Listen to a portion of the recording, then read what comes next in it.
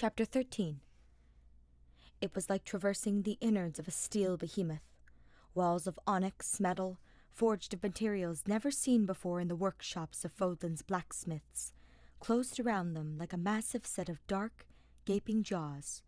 Webs of neon light, searing like the bolts of a Thoron spell in their intensity, lined the walls with shimmering artilleries that cast an ominous glow over the dim hallways. A low hum of tightness rang in Hubert's ears from the soft but incessant buzz they emitted, the low drone crawling along his skin, like the skittering legs of a spider burrowing into his flesh. Hubert narrowed his eyes and scanned every shadow, hidden nook or suspicious cluster of lighting that entered his line of sight. The Eldric architecture and dizzying honeycomb of connected looping metal and spiraling paths made it difficult to keep track of their bearings, let alone determine which spots were likely to host hidden traps or fiends waiting to launch an ambush. The group moved carefully through the metal cave, their steps soft, so as not to set off a chorus of echoes thundering down the hallways. So far, no further acolytes had rushed to their location to confront Hubert and the others, though there was little doubt that they were lurking somewhere further in the base, looming in the shadows, and waiting for the perfect opportunity to strike. The inside of the base was unlike anything he had ever encountered, crafted of metals and technology that had been cannibalized from a long-dead civilization, a labyrinth of snaking metallic tunnels, and pulsing, phosphorescent lights of unnaturally vibrant hues of blue and green. There was little in the way of landmarks to determine their location. When they had reached the first juncture of hallways, Hubert had pulled out his dagger and etched a series of markings into the smooth wall to note their location. The process was repeated every time they reached a split in the tunnels, so as not to accidentally retrace their steps. Yet, no matter the hallways they traversed, everything looked the same.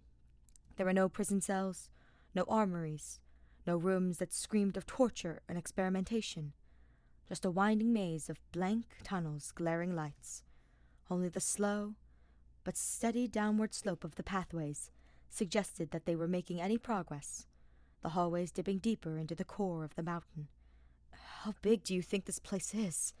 Ingrid whispered, her hands lightly clutched Lune. Blue light shimmering through the darkened corridor illuminated her pale face in an eerie glow as she scanned her surroundings with a worried frown. "It is difficult to say." Hubert grimaced, one hand resting on the spine of his tome that was clipped to his belt, the other drifting close to his sheathed dagger. The base could very well cover the whole interior of the mountain. "You sure this isn't their main base?" Matilda frowned and raised a skeptical eyebrow. "I can't imagine them building a second one of these metal beasts somewhere. How did they even find the resources to construct this monstrosity? Right under the Archbishop's nose, no less. Although I cannot confirm for certain, I doubt that those who slither in the dark would risk hosting the bulk of their resources and operations in a facility this close to Garreg Mach," Hubert hummed. "Given that suspicious activity had only been reported in the area recently, it is quite likely that this fortress was abandoned for some time and has only been made operational again recently." Hubert nodded towards the strip of lighting along the walls that flickered and dulled to a smoky grey before blazing brightly once again. Similar patches of malfunctioning lights had caught his attention as they traversed the halls. If he had to hazard a guess, and his hypothesis concerning how old the malevolent faction was, the base was likely built sometime during the War of Heroes, perhaps crafted from the remnants of an ancient facility that had partially survived the purge of the old world. "Where do you think the controls for the barrier and teleportation gate are being kept?" Theodore whispered, as he trailed at the back of the group, bow nocked with an arrow and ready to be drawn at a moment's notice. "Likely one of the central rooms in the base." Hubert grimaced. "Though, given the gargantuan size of this fortress, we could be walking for quite some time, and Void knows where these wretches are holding Ferdinand and Sylvain. If they are even here." Hubert gritted his teeth and pushed away the unhelpful thought. "Any idea what we could encounter further into the base?" Matilda whispered.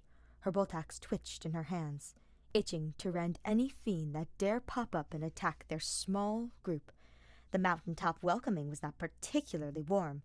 "Think they have more of those turrets up ahead?" "Without a doubt," Hubert said with a low growl. I would also not rule out the possibility of magic traps, additional barriers that could impede our progress, and even demonic beasts as well. Lovely, she muttered, her jaw set with a slight click. Though, on the subject of unconventional magic apparatus, I did bring something that may be of use. Hubert smiled as he reached into his pocket for the fire orb gently pressing against him. Even through the folds of fabric, he could feel the flickering heat emanating from the glass ball, the arcane crystal pulsing an ember-like vibrant orange with freshly charged fire magic. Here. He plucked the orb from his pocket and held it out to Ingrid. You are the only one among our group with no magic spells to fall back on. You should take this. It is a portable fire orb Sylvain and I were working on. By merely pressing the glyph etched into the side, a fire spell will answer to your command. Ingrid raised an eyebrow and frowned at the glowing object.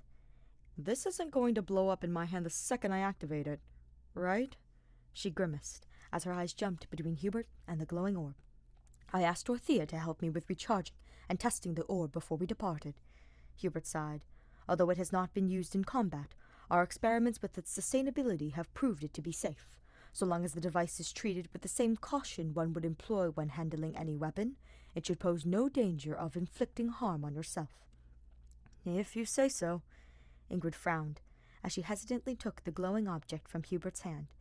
She held the orb in her palm, humming to herself as she eyed the arcane crystal that glowed like a stoked ember, and testing its weight before tucking it into her coat pocket. If Ingrid is uncomfortable using a fire orb, I'll be happy to take it off her hands, Matilda piped up with a mischievous glint flashing in her eyes. After seeing the woodlands surrounding our family's cottage nearly burn to char when you convinced Sylvain to test out his magical abilities, I would not trust you with a piece of flint. Hubert smirked, his grin stretching wider as his sister responded with an angry pout. I'm sorry, Sylvain did what? Ingrid balked, her hand unconsciously going to the pocket she had just stuffed the fire orb into. Fear not, it was a Ragnarok spell gone amok, not a malfunction of the fire orb. Hubert chuckled as they made their way down the empty halls. They continued through serpentine coils of glowing, metal tunnels for a time. Still no sign of the fiends most assuredly skulking out of sight. The further they delved, the more the clawed talons squeezed at Hubert's chest with blades of ice. They had to be walking into a trap. There was no possible way a fortress of that magnitude, with magic defenses so strong, would only have a handful of mages patrolling its halls. Doubts as to whether his missing companions were even inside the base continued to batter at Hubert's frayed mind as well. Another junction of hallways appeared, this one with no marks. Hubert growled as he drew his dagger and scratched at the wall. The corridors before them may have been unexplored, but they looked no different from their predecessors. Endless coils of metal and shrill strips of light, curling in on itself in a self-devouring infinity symbol. They were cursed to walk over and over. Even with the passage marked with scratches, Hubert could not shake the uncanny feeling that he was retreading his steps in a hopeless circle. The group veered down the pathway to the left, Theodore slipping into the lead. Arrow knocked, his head swiveling as he checked the hallway for signs of danger. A blue spark shimmering in the geometrically perfect line, mere inches above the ground, caught Hubert's attention. At that very moment, Theodore's foot collided with the line. More sparks seared across the edges of the floor in blinding webs of burning phosphorates, forming a blade of light underneath the youngest Vestra's foot. Hubert's eyes went wide. "Theodore, look out!" He shouted the words at the same time he dove at his brother and tackled him out of the way. A wall of crackling, neon light slammed upward, slamming against the ceiling with the intensity of a guillotine blade, less than a second after they jumped out of its range.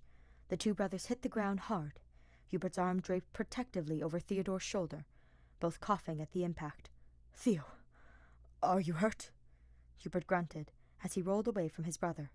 His muscles ached and groaned as he pushed himself to a kneeling position. "I'm fine," Theodore rasped as he lifted his head, his dropped bow and arrow laying on the ground just in front of him. He reached for his weapons with a pained grunt and staggered to his feet, one hand braced against the wall for balance. Hubert dragged himself to a standing position. With a grimace, he noticed about half of the foot of his cape had been sheared clean off by the blade of light. "Bertie! Theo! Are you two okay?" Matilda shouted at them. Hubert turned to reassure the other members of the group. A wall of neon sparks stood in the exact spot the trap had been set off. A translucent barrier sealed the hallway from floor to ceiling in a sheen of lightning that sizzled and flickered in the dim corridor.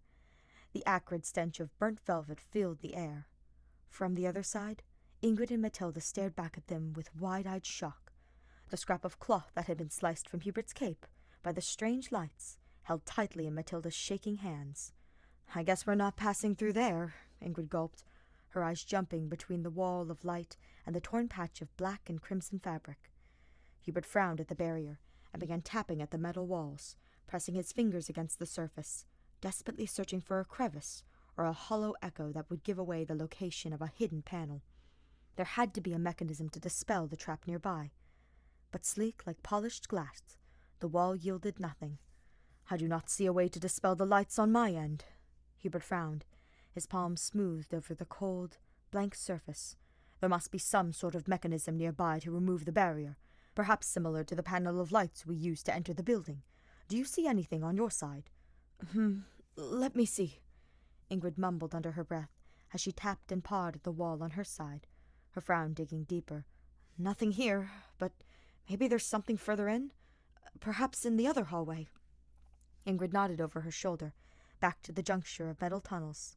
At the same time, 4 hooded figures appeared at the head of the hallway.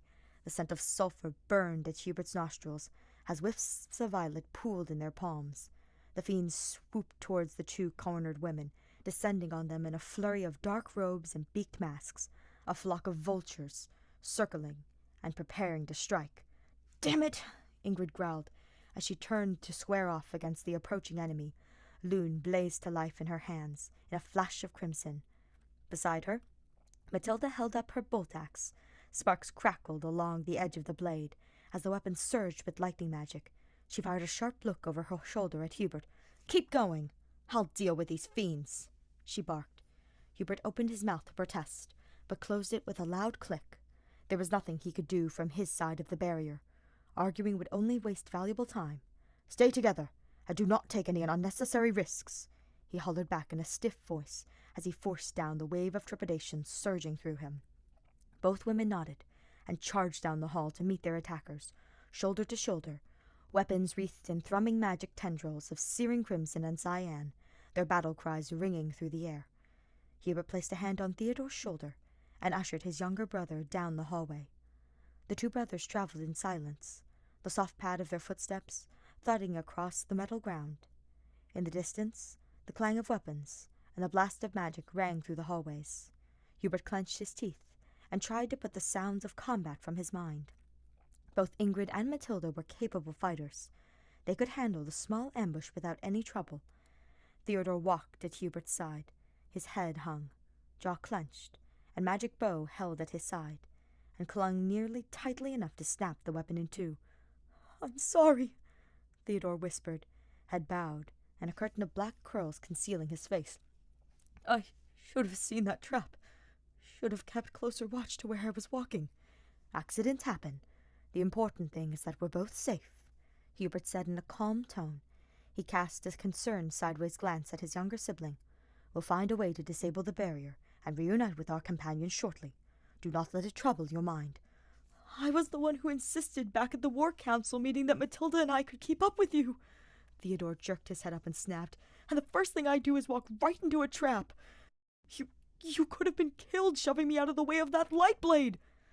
"Theodore, I assure you, everything is fine," Hubert said gently.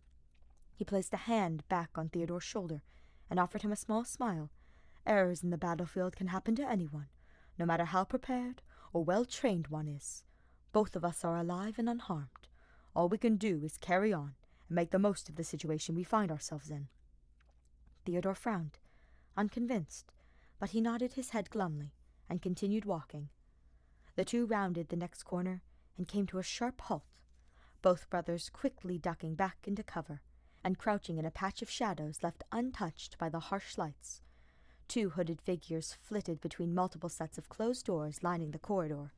Their murmured voices, muffled by their respective masks, creaked through the otherwise silent hall, the first fiends they had encountered since entering the base. It looks like they're guarding something, Theodore whispered as he peered around the corner. Hubert nodded and hummed in agreement. His eyes narrowed at the door as the mages were patrolling. Breath hitched in his chest, and his heart thudded against his sternum. He swallowed heavily, his fingers digging sharply into the cold wall. The corridor certainly looked like a cell block. Maybe, just maybe, Theodore, Hubert whispered, his words gravelly and thick, I need you to strike down the closest acolyte while I deal with the second. We should keep our magic to a minimum to avoid drawing further attention. Theodore nodded and knocked a fresh arrow and moved into position, bowstring pulled taut, and his weapon aimed at the closest fiend, face set with steel-forged determination.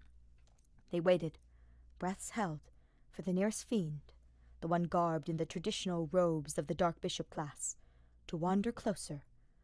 The wretch strolled into range. Hubert drew his dagger and signaled for his brother to begin the attack. Theodore took a deep breath and released the string. The arrow whistled through the air in a piercing arch and hit its mark in the Dark Bishop's throat. A garbled squawk rang through the air as the fiend clutched their neck and collapsed to their knees. The second acolyte whirled around in alarm, the beginning tendrils of a miasma spell swirling around their hand like a nest of vaporous, violet snakes. Hubert used the opening to charge the second mage, tackling the fiend to the ground and plunging the dagger into their chest. The acolyte gurgled from behind their mask. They pawed weakly at the blade that protruded from just beneath their sternum, thick rivets of dark fluid, appearing black in the eerie glow of the corridor's light, seeping through their gloved fingers before they finally went limp with a rattling breath. Theodore stood up from his own target, wiping the blood off the dagger he had used to finish the fiend, and returning the blade to its sheath. With the threat eliminated, Hubert moved to the panel of lights next to the closest door, similar to the same mechanism that had sealed the door to the fortress. Like before, he traced the glowing patterns, his movements frantic and rushed, until every sigil lit up like a starburst. The wreath of glyphs blazed, and the door slid open. Hubert took a steadying breath and poked his head inside. Immediately, the hopeful jitters that had been fluttering in his chest like the wings of a hummingbird wilted and crumbled to dust. Hubert's shoulders slumped, a weary sigh deflating his posture as he strolled inside a room filled wall to wall with an extensive collection of armaments. A room that was definitely not a prison cell. "Hubert, is everything okay? Are Ferdinand and Sylvain in there?" Theodore called to him from the hallway. "No," Hubert frowned, stepping into the room with slow, cautious steps. His eyes combed over the racks of swords, spears, and axes mounted to the walls. A faint glow of pulsing magic energy clung to every blade, the emanating mana auras thick enough to leave ticklish, hair-raising prickles along Hubert's arms. "It appears to be some sort of armory." "Maybe Ferdinand and Sylvain are in one of the other rooms," Theodore suggested. Hubert silently nodded. He turned to leave, when a glint of light drew his attention. It came from a lance stored on a rack in the far side of the room. In 4 long strides, Hubert crossed the armory and found himself standing before the strange weapon. Hubert's heart skidded to a halt at the sight of the lance. He plucked the weapon from the rack with trembling hands. Gloved fingers smoothed across the etched sigils of an ancient civilization. Sparks of electricity danced along the bladed tip in shallow arcs. A familiar sight that tore the arrow from Hubert's lungs. The arrow of Indra. Hope and dread clashed together in a dizzying storm that left Hubert near delirious. He gripped the weapon tighter, his breathing rippling from his lungs in jagged gasps. The weapon had been strapped to Sylvain's back when he and Ferdinand were captured. The 2 paladins had to be somewhere in the fortress. "Hubert!" Theodore hissed to him from the corridor. "I heard a noise up ahead. I think it's coming from one of the other rooms." Hubert frowned and strapped the arrow of Indra to his back with a spare harness lying nearby. He joined his brother in the hallway, who nodded towards another door several rooms down the hall. A loud thump sounded from down the corridor. Hubert signaled for Theodore to stay behind him, but keep his bow ready. The older Vestra crept forward. In careful, cat-like steps, the thump sounded again, a muffled echo from the other side of the closed door. Hubert reached the locked door. He turned to Theodore and quietly signaled for his brother to remain silent while he investigated the room. Theodore swallowed heavily and nodded. A fresh arrow knocked into his bow. Another panel of lights glowed before him. Hubert traced his fingers around the shimmering circle. The lights tickled his skin like collected static as the sigils lit up under his touch. After a few moments of fiddling with the panel, the door slid open. Immediately, the sickly odor of unwashed bodies flooded Hubert's senses. Unlike the rest of the fortress, there were no neon lights lining the walls of the room before him. Nothing but dark shadows greeted his eyes. Hubert wrinkled his nose, his stomach knotting with fear, and crept inside. He had barely poked his head inside when a set of arms wrapped around his neck from behind. The arms grappled him into a chokehold and dragged him backwards. Hubert gagged and wheezed. His hands reflexively went up, clawing at the arms latched around his throat, and trying to pry it free from his neck. The crook of an elbow squeezed at Hubert's trachea. He could feel the attacker's second arm pressed firmly against the side of his neck, holding him in place with the iron grip of a boa constrictor's coils. A flash of panic blinded Hubert's mind. His blunt nails scratched at the thick bicep, and forearm curled around him. His throat burned, and dark spots danced before his eyes. He squirmed, trying to maneuver his neck into a position that would ease the pressure crushing his windpipe. Hubert paused his thrashing, taking a moment to regain his composure. He raised a knee and brought his heel down hard on the foot of his attacker. The attacker grunted and loosened their grip enough for Hubert to wriggle free. He used the leverage to aim a sharp elbow at the assailant's chest, breaking free from their grip and scrambling out of reach. Hubert whirled on his attacker with a furious growl, miasma pooling in the palms of his hands. A shadowy figure in the corner squared off against him, pointing the arrow of Indra at Hubert's face.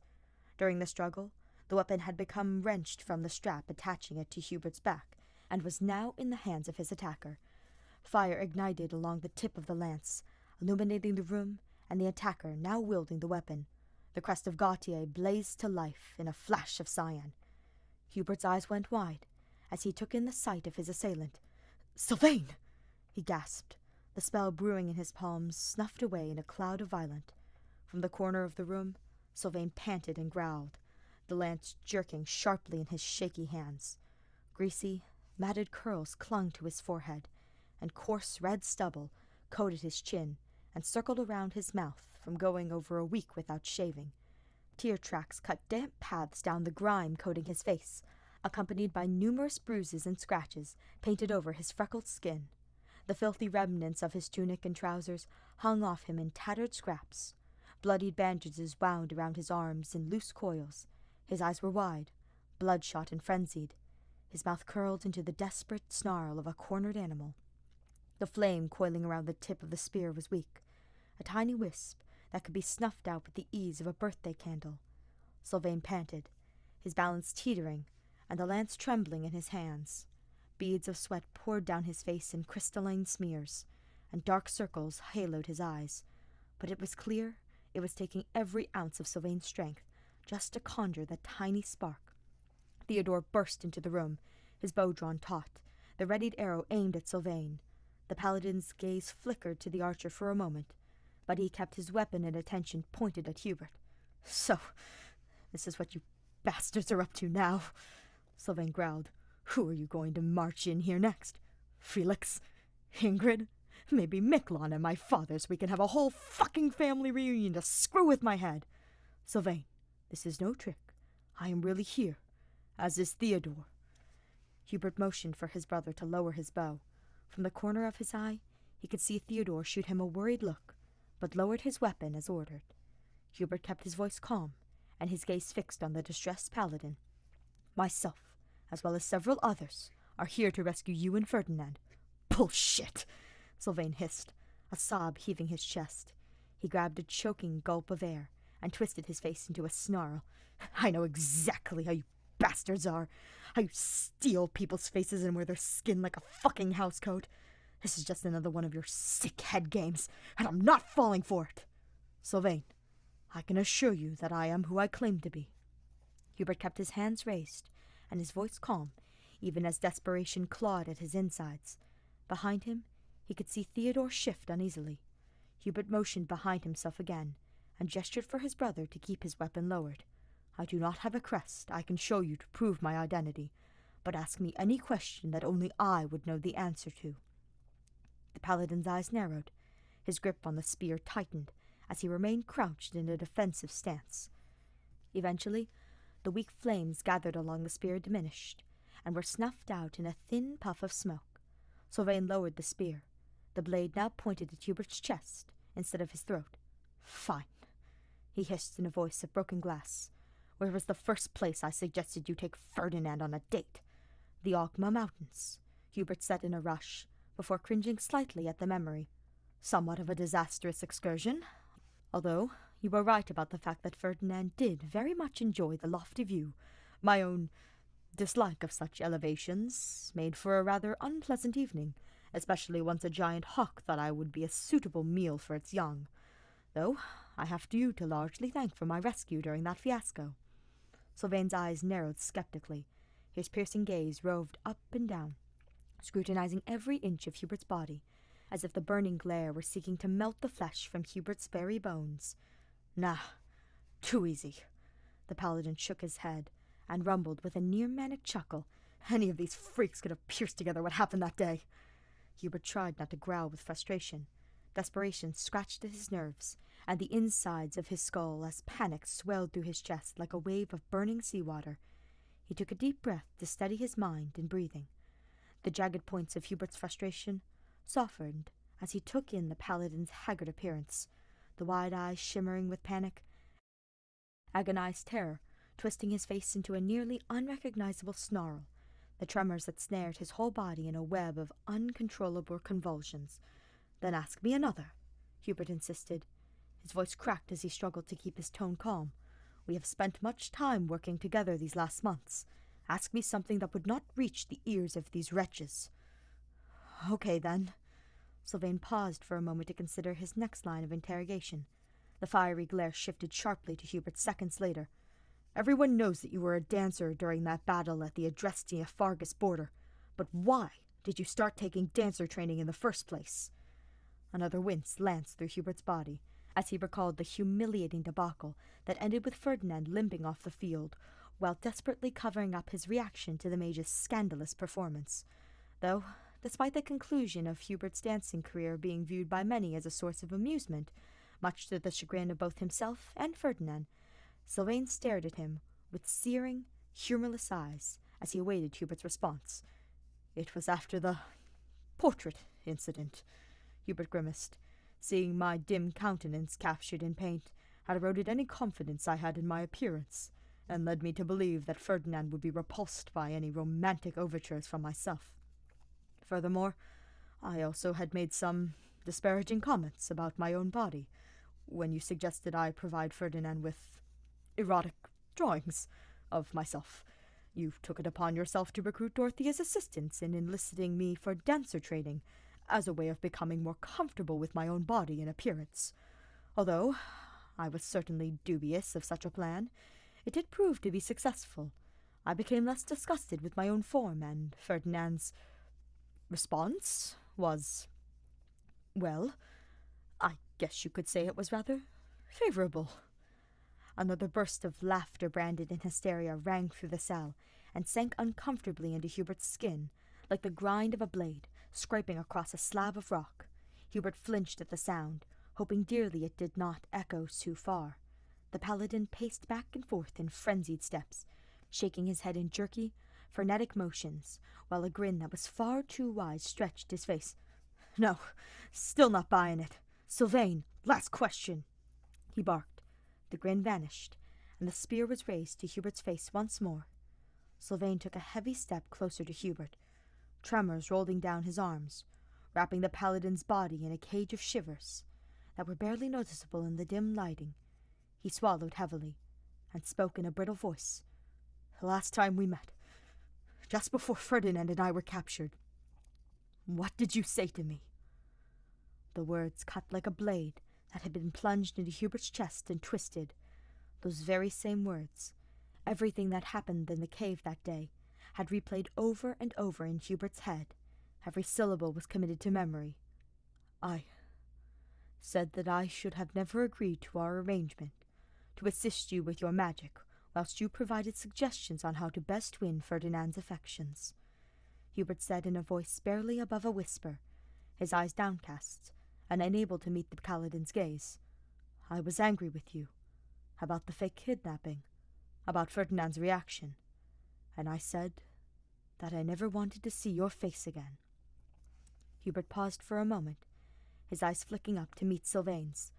The paladin's face was unreadable, but the tremors continued to trickle over his body like ripples in a pond of still water.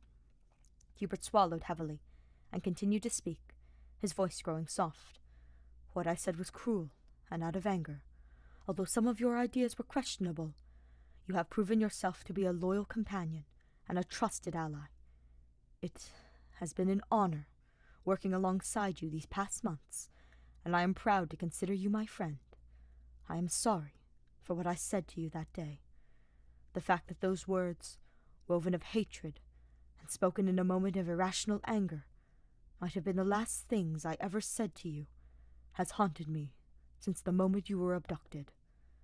Hubert took a tentative step forward, Sylvain's brown eyes glistening, and his bottom lip quivered as he stared back at the mage. "I know I have no right to ask your forgiveness," Hubert continued, "not after the horrid way I spoke to you. But once we are free from this place, and you and Ferdinand are safe, I would very much like for us to continue being friends." Silence fell around them in a suffocating blanket, the smothering seconds of uncertainty before an executioner's axe hits its mark. Hubert held his breath, awaiting the paladin's response. Suddenly, the arrow of Indra clattered to the ground. The pooling tears spilled from Sylvain's eyes, and a hysterical bubble of laughter burst from his chest. He took a shaky step forward, a weak smile curling at the corners of his mouth. "Shit! It's really—" Hubert rushed forward and caught the paladin in a tight embrace as he staggered closer. Sylvain slumped against him, burying his face into Hubert's shoulder, his arms wrapped tightly around the mage. The paladin's broken words crumbled into a cascade of heavy sobs that quaked his back. A damp patch appeared on Hubert's coat, from where Sylvain had his face tucked in the mage's shoulder. "Rest easy. You are safe now," Hubert whispered softly, as he tightened his embrace around the other man. "I didn't think anyone would ever find us," Sylvain whispered between heavy sniffles, his words muffled by Hubert's coat. "But Ferdinand, he was so certain. He knew he would find us. He said you'd tear Fodlan apart if that's what it took." The mention of Ferdinand's faith in him, despite everything that had happened with the fake kidnapping, made Hubert's heart soar. A near weightlessness sensation of euphoria enveloping his limbs and sending tingles racing along his skin. The soaring joy quickly plummeted into a ravine of despair as he reminded himself that the Holy Night was nowhere in sight. "Where is Ferdinand now?" Hubert swallowed heavily. Dread burned at his stomach that smelled like iron. But he needed to know the answer, no matter how terrible the truth was. "Was he kept in the same cell as you?" "No, but he was kept in the cell next to mine. We were able to talk through the walls." Sylvain swallowed and nodded in the direction of the empty room. His face grimaced. "But those freaks took him earlier today. At least, I think it was earlier today. Shit, I don't know," Sylvain cried, tugging at his hair and ducking his head. An avalanche of hiccuped sobs slurred his words. "There's no sun, no moon. Time's all messed up in here. It could have been days ago for all I know." "Sylvain! Sylvain!" Hubert gently clasped Sylvain's arm, grounding the paladin, who was swiftly teetering headfirst into a panic attack. "It's all right. What you have told me is an immense help." Right. Okay." Sylvain nodded shakily, the words muttered to himself in a hollow mumble. He gnawed at his bottom lip and ducked his head as he went silent. "Sylvain," Hubert began hesitantly, "I know it must be difficult, but can you tell me what happened while you were imprisoned here?" Yeah, Sylvain whispered, hugging his arms around himself as a shiver racked his body. "They strapped us to these tables, cut us with different types of blades, and took our blood." With shaking hands, Sylvain gestured to the collection of badly bandaged wounds that covered both his arms. They also gave Ferdinand and I some shitty weapons and tried making us fight each other. When we refused, we got dumped in some sort of arena or pen and were forced to fight demonic beasts and all sorts of monsters. These fights, did the fiends give any hint as to what purpose they serve? Hubert frowned. They didn't say anything, but Ferdinand and I are pretty sure they were trying to test our crest abilities, see what they can do in combat. Sylvain spat, his face pinched with simmering anger. Did they try to conduct any other experiments on you? Try to infuse you with another crest? Hubert asked thickly, swallowing past a lump in his throat, as images of the nightmares that had plagued his dreams for the past week screeched through his mind. What? No, nothing like that. At least, I don't think so. The confusion on Sylvain's face quickly shifted to horror, and his eyes went wide. Wait, have they done that before? There have been reports of such incidents. Hubert grimaced, his words carefully. Although we will likely need Hanneman's device to confirm for certain no additional crest has been added to your blood, I would say it is unlikely you were subjected to such an experiment. Hubert's expression shifted and turned solemn. From what I have heard, the process is difficult to forget. That bad, huh? Guess I got off lucky. The paladin shivered and curled in on himself as he spoke. Another hiccup hitched his chest. I would not consider anyone caught within the clutches of these fiends as lucky, Hubert said with stern sympathy, placing a hand on Sylvain's shoulder. It takes a considerable amount of fortitude, both physical and mental, to withstand the atrocities these vermin can inflict on their captives.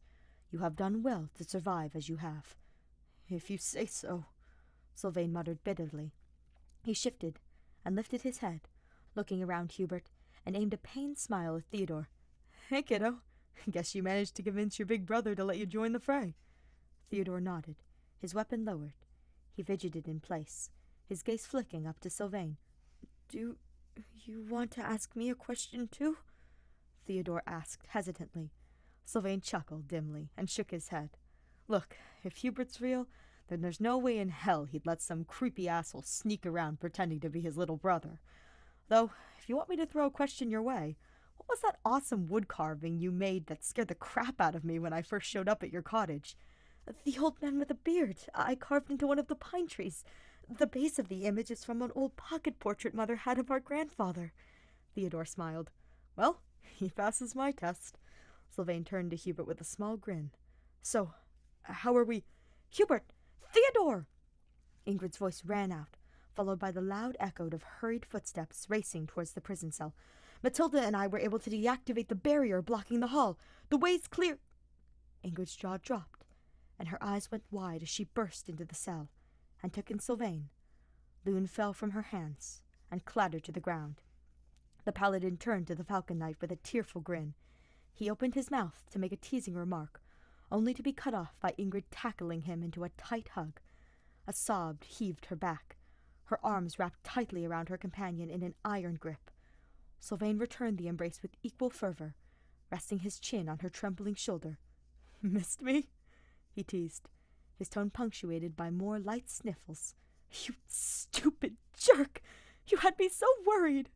She smiled as she pulled away and wiped a tear from her eye. Hey, you've been stuck dealing with me since we were kids, Sylvain chuckled. You're not getting rid of me that easily.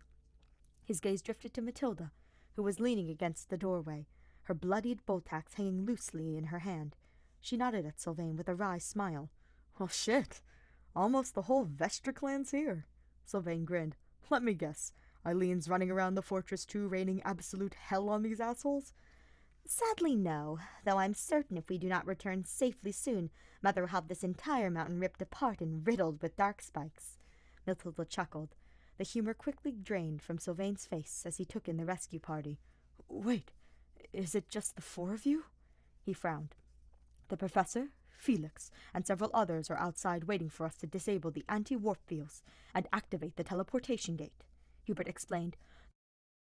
The four of us entered via a mountaintop passageway, though we could not risk sending a large group to infiltrate the base. Though, that brings us to our next dilemma. When you and Ferdinand were moved between locations, did you notice any rooms with strange devices? Panels of glowing lights, unusual magic-powered mechanisms. Desperation thrummed through Hubert's veins and vibrated through his nerves. Sylvain had been found, and Ferdinand had to be somewhere nearby. The small rescue party had been fortunate so far, but he had no doubt that much stronger resistance waited for them further in the base. They needed backup from their companions waiting outside. Yeah, actually. Sylvain nodded, tendrils of his usual confidence slowly returning. There's this big open room, filled with all these weird glowing devices. I'm not sure if it's what you're looking for, but they looked important. They're actually not far from that arena Ferdinand and I were dumped into to fight monsters. Hope swelled into a scorching inferno at Sylvain's words. Hubert's heart thrashed in his chest as he pleaded the paladin, his voice shrill with panic. These rooms, do you remember where they are? Can you lead us there? Hubert took a deep breath. He forced himself to remain calm. It was a hefty request he was asking of Sylvain. The fortress was a labyrinth of identical hallways. Furthermore, given the torture he had undergone, it was unfair for Hubert to expect Sylvain to have the inner workings of the base mapped out. But the paladin nodded, a small smile curling his mouth. Yeah, I think I can. And if my guess about where those freaks took Ferdinand is correct, I think I can lead you to him too. Sylvain grinned, clapping a friendly hand on Hubert's shoulder. Let's go, Hubie. Time to rescue your shining knight.